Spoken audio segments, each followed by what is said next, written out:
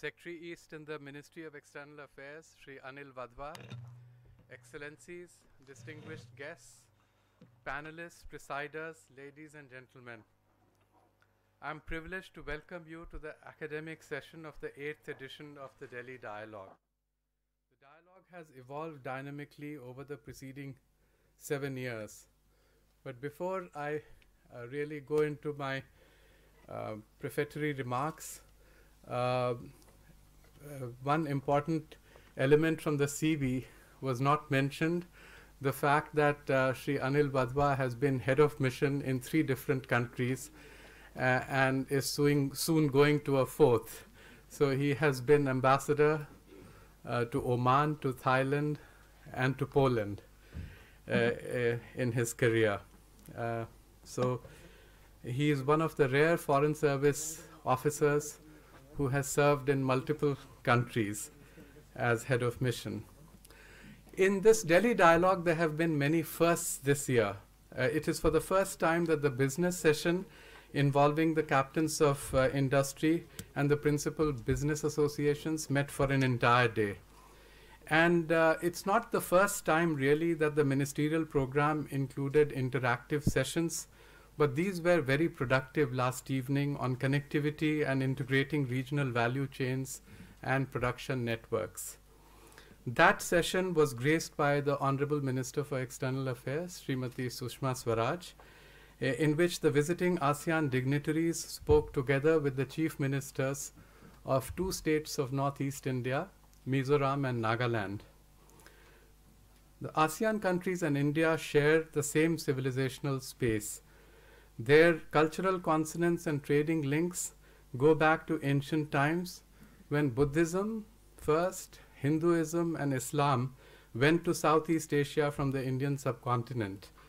The Sri Vijaya kingdom between the 8th to the 12th centuries established a robust relationship between India and Southeast Asia, not by force of arms or military adventures, but by forging close trading and cultural links, creating a Sino-Indic confluence in that entire region. It's therefore natural that the ASEAN-India partnership has become a cornerstone of India's Act East policy, with its 3 pillars resting on promoting greater economic cooperation, deepening cultural ties, and developing strategic relationships with countries in the Asia-Pacific region. India is an active participant in many ASEAN forums, the East Asia Summit, the ASEAN Regional Forum, and the ASEAN Defense Ministers Meeting plus the ADMM plus.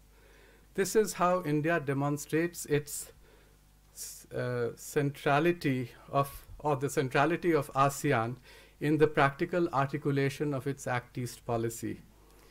As Asian countries begin to construct the building blocks of a new security architecture in Asia, ASEAN's cohesion and continued progress could make it the pivot around which norms of cooperative security might be developed. Meanwhile, the core focus for ASEAN and India must continue to be accelerating their ongoing social and economic transformation.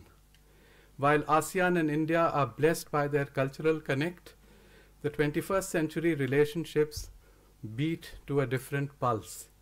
They prefer the rhythm of commerce and investment and innovation and entrepreneurship. At the last ASEAN-India Summit meeting held in last year, Prime Minister Shri Narendra Modi described the 2 regions, India and ASEAN, as the 2 bright spots of optimism amidst ongoing global economic uncertainties. Even so, 2-way commercial exchanges and investments have remained quite modest and below their potential. These can grow exponentially, perhaps, within certain parameters. The first, of course, would be the early conclusion of the Regional Comprehensive Economic Partnership Agreement. Discussions over the 2 preceding days have underlined that this must go hand in hand with efforts to forge greater integration of the ASEAN and Indian economies, for which harmonization of standards and norms are a prerequisite. Connectivity and infrastructure lie at the heart of integration efforts as its key enablers. The pursuit of these objectives involves creating a range of regional public goods, including investments in inter- and intra-regional connectivity projects in 5 distinct clusters: trade, transportation, energy, information and communication technologies, and peoples.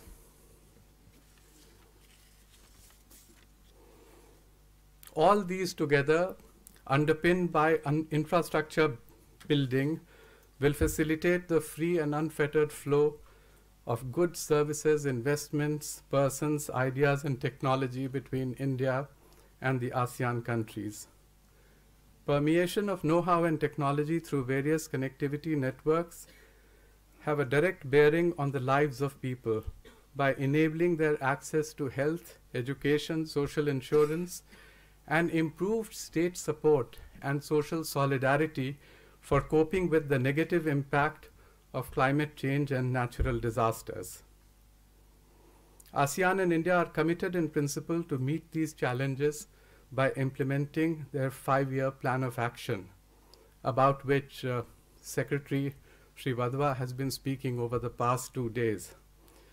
India has also conceived focused initiatives to incubate manufacturing hubs in the CMLV countries, Cambodia, Myanmar, Laos, PDR, and Vietnam, through dedicated funding and Exim Bank loans. It's a good augury that the plan of action coincides with the establishment of the ASEAN Economic Community. It presents an opportunity for deepening our partnership with both the ASEAN countries and India, expected to continue to grow at a healthy pace over the next decade. The academic session will focus on themes ranging from the security of the Asia-Pacific to ocean economy dynamics, reinvigorating civilizational links, and charting the way forward in order to impart momentum to these relations as we approach the silver jubilee year of ASEAN-India relations next year. Our speakers and audience comprise a mix of academicians, practitioners, and domain experts, and this should enable productive discussions. And with these prefatory remarks, I have the pleasure now to invite Sri Anil Wadhwa to deliver his keynote address. You have the floor.